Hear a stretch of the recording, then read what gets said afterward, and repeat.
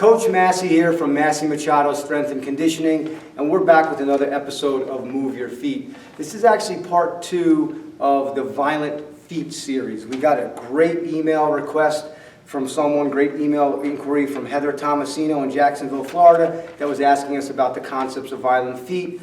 In video number 1, we did static base. So today, we're going to return back to the concept of violent feet, which is versus that of casual feet, which actually takes a look at the way when we want to move, what our initial proactive movement is. Not first step, our initial proactive movement, what we want to do, versus our initial reactive movement, which is kind of dictated by our game, the sport we're in, or whatever might be going on in life. So once again, violent feet means how we create that ground reaction force, what we do to take that ground reaction force, borrow it, and lend it to our next movement. So today we're going to do pseudo-dynamic movement or dynamic movement to get this a little bit more of a different starting point as opposed to that static base. And we're going to have a very small pattern that we start with for these next 2 exercises. And to help me today, Kira Dobbs, come on out. So Kira's a lacrosse athlete. And from the last video, you guys will remember one of my favorite training peripherals is painter's tape. So we still have the painter's tape box that basically represents the front and the back of Kira, or the anterior and posterior of Kira. And in looking at that pillar or that box, that kind of gives me an idea of where she should be in trying to either gain or maintain ground. We just don't want her losing ground. So we don't want a severe step backwards. You're going to find out that you're either going to have reachers, which is bad. You're going to have pushers, which might have like a little plyometric to get out. And you're going to have stompers. The stompers tend to get out of there quicker. And over time, we start to employ the stopwatch and see how long she may be stuck in one position. So the only thing that's going to change about this is we're going to give her a different pattern. So today, as if she was going to fight somebody, because she's a tough guy, is she's going to basically do what a boxer might do before she goes. And I'm going to watch those feet and just cue her up to go. So Kira, a little bit of a stagger, and make like you're going to swat somebody. Go! Good. So you notice we gave her a little bounce pattern. We have her in a little micro plyometric. Let's do it again. Go! And what I'm looking for is where she reaches. So on that second one, she reached back across the box, the tic-tac-toe box, whereas I want her to concentrate on that's the way she wants to go, that's the way she's got to go. If you need to, you can stand back here and give her a little proprioceptive cue. Go! There you go. So a little push can help. So that's coming out of the boxer.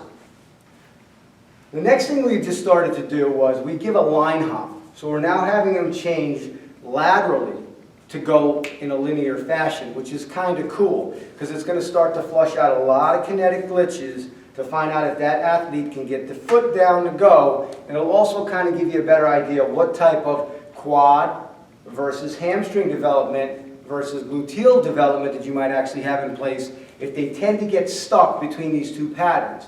And that's something where we kind of come around and do our speed workshops. So if you're more interested in that, you could shoot us an email. Okay, line hops, go. She keeps a decent base, tries not to get those feet too close. Go! Not bad. Let's do that one more time. So you want to teach your athletes that nothing good ever happens at 0. So even when she's doing the line hops, I like them to have a little bit of a wider base. Go!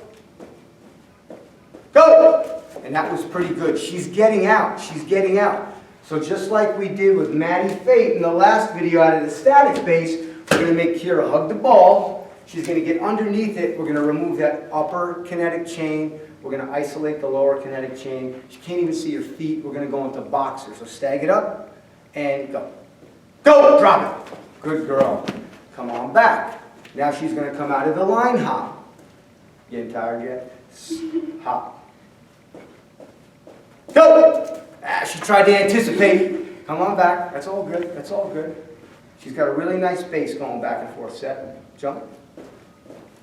Go! Not bad. So as she walks back, we give her a quick breather. We're going to take this away.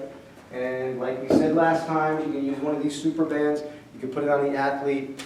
This is for resistance. This is to distract it laterally if you want them to go linear. And then if you really want to teach some sort of spatial control or anatomical control, we can even do this drill with me trying to pull her off base. So she has to be able to maintain her position. But we're not going to get into that. That's for another day, another time. That's when we pull the stopwatches out. So the ultimate progression is utilizing a flexible barbell. This is the Tsunami Bar, ultralight, fat grip, 5 pounds per side. And what this does is that this gives the athlete reactivity to have to overcome. The angle of deflection in the bar, the oscillation, the amplitude, ground reaction forces, meaning reactivity from the top. She's got to be on it, so you're going to really need to tuck it in. So she gets a little bit of a staggered stance as she starts the boxing. Go! Nice. Come on back. Let's go line hops. Set, go. Go! Now you can see that one hops around on her. So what we're going to do is we're going to take it up over her back. And this will be a regression because this will allow for a little more control on this. Let me get out of here before I get my teeth knocked out. She's going to want to pull her hands in a little bit more so it can aggravate her a bit. And start to jump. Go! Good. So she's showing violent feet. And that's a good thing. So, if you want to learn more about simple concepts like violent feet, you want to learn about speed and agility, the kissing cousins, and quickness, that book in the middle of those bookends. Email Chris Poirier, Jamie Harvey at Perform Better. Ask to have us out in a town near you. Soon we'll be starting our virtual labs, where we'll be having one time per month, where we have a great group of trainers come together and dial in a big session and sort of exchange ideas and talk about things like this. But until next time, Coach Massi here from Massi-Machado Strength and Conditioning. Thank you.